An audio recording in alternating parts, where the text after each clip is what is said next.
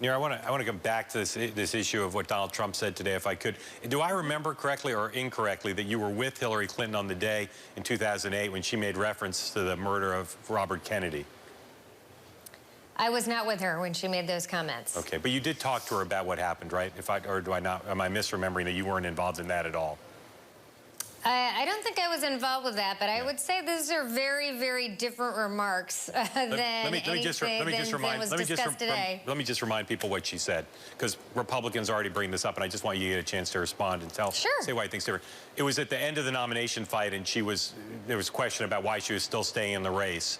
And she brought up the notion that things happen in late in nomination fights and that Robert Kennedy had been killed late in the nomination fight. Some of President Obama's, then Senator Obama's supporters looked at that as kind of a reference to the notion that perhaps he could be killed and took some offense at it. So Trump was clearly kidding, I believe. It's true that a topic maybe he should not be joking about, not maybe, shouldn't be joking about. Do you see any parallel there? What do you say to Republicans who say she has a history of making the same kind of remarks off the cuff?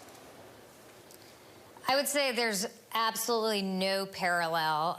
She's talking about a person that I think you've written she had deep respect for.